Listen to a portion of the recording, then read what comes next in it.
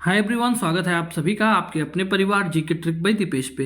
दोस्तों, अगर आपको रेलवे ग्रुप डी का या फिर रेलवे का कोई भी एग्जाम देना हो तो आपके लिए साइंस काफ़ी महत्वपूर्ण टॉपिक हो जाता है। तो मैं इस वीडियो में आपको 25 महत्वपूर्ण क्वेश्चन दूंगा जो कि बार बार आपके एग्जाम में रिपीट होते हैं। सबसे पहला प्रश्न है, शुद्ध जल का जो पीएच मान होता है वो लगभग कितना होता है। तो साथियों, जो शुद्ध जल है इसका पीएच मान होता है 7। पीएच स्केल पे जो है 7 वाले जो मान है उसको न्यूट्रल माना जाता है। इसका मतलब न तो जो शुद्ध जल होता है न तो अम्लीय होता है न ही क्षारीय होता है। ठीक है। अगला है हमारा, मानव शरीर में रक्त को पंप करने का मुख्य कार्य कौन सा है करता है, मतलब कौन करता है। तो मानव के शरीर में रक्त को पंप करने का जो मुख्य कार्य करता है वो कौन करता है, हृदय करता है। दोस्तों, आप 25 प्रश्न कीजिएगा, उसके बाद आप बताइएगा कि कितने जो क्वेश्चन हैं आपके सही हुए हैं। एक तरह से आप प्रैक्टिस में इसको ले लीजिएगा, प्रैक्टिस क्वेश्चन की तरह। अगला है, निम्नलिखित में से कौन सा भौतिक परिवर्तन का उदाहरण है। पहला है लोहे का जंग लगना, दूसरा है कागज का जलना, तीसरा है बर्फ का पिघलना, चौथा है दूध का फटना। देखिए, एक भौतिक परिवर्तन होता है और एक रासायनिक परिवर्तन होता है। जब कोई भी चीज़ जब भौतिक परिवर्तन होता है तो फिर से जैसे मान लीजिए कि बर्फ का पिघलना, बर्फ पिघलता है तो पानी बनता है, फिर से अगर आप उसको जमाओगे तो फिर से बर्फ के रूप में परिवर्तित हो जाएगा। तो इसको हम बोलते हैं भौतिक परिवर्तन। और रासायनिक परिवर्तन होता है जो एक बार परिवर्तित हो गया तो दोबारा अपने जो प्रारंभिक अवस्था है उसमें नहीं आ सकता है। लोहे पर जंग लगना जो है एक रासायनिक परिवर्तन है। अगर कागज का जलना, कागज जल गया तो फिर दोबारा उसी तरीके से कागज तो बन नहीं सकता है। दूध का फटना, अगर दूध फट गया तो फिर दोबारा उस तरीके का दूध नहीं बन पाएगा। लेकिन बर्फ़ अगर पिघल जाएगा तो फिर जमाओगे तो फिर से बर्फ़ ही बन जाएगा। अगला है आपका, पौधों में भोजन बनाने की प्रक्रिया को क्या बोलते हैं। तो साथियों, जो पौधों में भोजन बनाने की प्रक्रिया होती है इसको हम प्रकाश संश्लेषण बोलते हैं। ठीक है।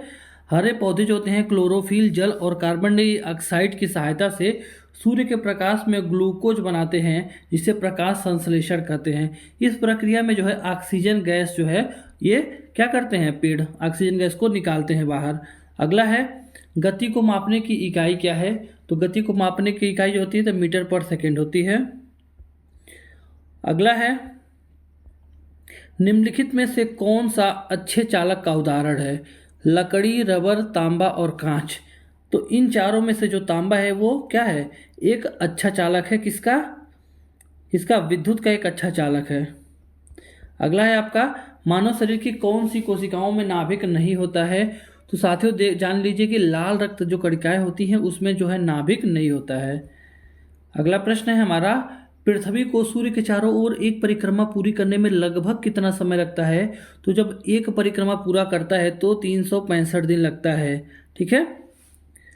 वैसे नॉर्मली लगता है 365 सही, 1/4 दिन लगता है, तो हम लोग मोटी मोटा 365 दिन मान लेते हैं। अगला है, निम्नलिखित में से किस गैस को जीवन रक्षक गैस कहा जाता है। तो साथी, जो जीवन रक्षक गैस होता है वो होता है आपका ऑक्सीजन गैस। अगला प्रश्न है हमारा, वह न्यूनतम तापमान जिस पर तरल जो है वो भाप में बदलने लगता है, इसको हम क्या बोलते हैं। तो इसको बोलते हैं हम क्वथनांक। जो क्वथनांक होता है एक ऐसा तापमान होता है जिसपे कोई भी तरल चीज़ जो है वो भाप में बदलने लगती है। अगला है आपका, दाब की एसआई मात्रक क्या होता है। तो साथियों, जो दाब होता है इसका एसआई मात्रक होता है आपका पास्कल। हमारा अगला प्रश्न है, पाचन तंत्र का कौन सा अंग जो है वो प्रोटीन के पाचन की शुरुआत करता है। तो अमाशय होता है, यानी कि स्टमक, यहीं से प्रोटीन के पाचन की शुरुआत होती है। अगला है, निम्नलिखित में से कौन सा नवीकरणीय ऊर्जा के स्रोत है। तो कोयला, पेट्रोलियम, प्राकृतिक गैस और सौर ऊर्जा। तो जो सौर ऊर्जा होता है वो नवीकरणीय ऊर्जा का स्रोत है। अगला है, प्रकाश की किरण जब एक माध्यम से दूसरे माध्यम में जाती है तो मुड़ जाती है। इस घटना को क्या बोलते हैं। इस घटना को हम बोलते हैं अपवर्तन। जैसे प्रकाश की किरण जो है एक माध्यम से दूसरे माध्यम में, जैसे मान लीजिए इधर है सघन, इधर है सघन, सघन माध्यम से जब ये विरल माध्यम में मान लीजिए जाती है तो ये क्या करती है, अपने रास्ते को बदल देती है। जैसे कि आर पार जब होती है तो मुड़ जाती है, तो इसी को हम अपवर्तन कहते हैं। परावर्तन क्या होता है, जब कोई अदृश्य, मान लीजिए इधर कोई अदृश्य चीज रखी हुई है, वस्तु रखी हुई है, यहाँ से प्रकाश जाता है, टकरा करके वापस मुड़ जाता है, तो इसी को हम प्रकाश का परावर्तन कहते हैं। ठीक है। अगला है, पौधे का कौन सा भाग समानतः जो है श्वसन और वाष्पोत्सर्जन दोनों करता है। तो पत्ती होती है जो कि श्वसन और वाष्पोत्सर्जन दोनों करता है। अगला है आपका, लोहे में जंग लगना किस प्रकार का परिवर्तन है? तो क्या है? रासायनिक परिवर्तन है लोहे में जंग लगना, क्योंकि एक बार जंग लग गई तो दोबारा पुनः उस प्रकार से जो लोहा था वो नहीं रह जाएगा। अगला है, मनुष्य के पाचन तंत्र में अधिकांश पोषक तत्वों का अवशोषण कहाँ पे होता है? तो ये होता है आपका छोटी आंत में होता है। अगला है आपका, ओजोन परत जो है मुख्य रूप से किस क्षेत्र में पाई जाती है? तो ये पाई जाती है आपके समताप मंडल में ओजोन परतें जो है मुख्य रूप से पाई जाती है। अगला है आपका, बल बल का एसआई मात्रक क्या होता है? तो बल का एसआई मात्रक होता है आपका न्यूटन होता है। अगला प्रश्न है हमारा, निम्नलिखित में से कौन सा श्वसन तंत्र का जो है प्रमुख अंग है? तो ये है आपका फेफड़ा। अगला प्रश्न है हमारा, वह प्रक्रिया जिसमें जो है पौधों की पत्तियों से वाष्प के रूप में निकलता है वो क्या कहलाती है?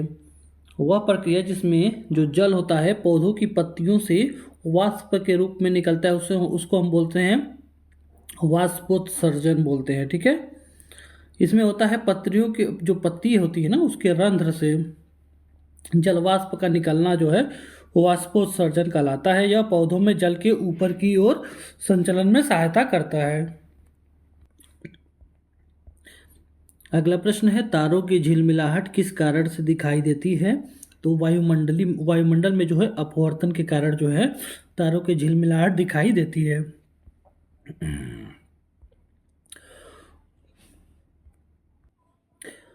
अगला प्रश्न है, दूध से दही बनने में कौन सा परिवर्तन शामिल है? तो यह है रासायनिक परिवर्तन, क्योंकि एक बार अगर दूध से दही बन गई तो दोबारा दही से आप दूध नहीं बना सकते हैं। अगला है, एक समान चाल से सीधी रेखा में चलने वाली वस्तु की गति को क्या कहते हैं? तो सरल रेखीय समान गति बोलते हैं। सरल रेखीय समान गति बोलते हैं। अगला है, मनुष्य के दांतों में सबसे पहले कौन से दांत जो है भोजन को काटने का काम करते हैं? तो ये होते हैं कर्तन दांत। ठीक है, आपके 25 प्रश्न हो गए। अब आप कमेंट में बताइएगा आपके कितने प्रश्न सही हुए हैं।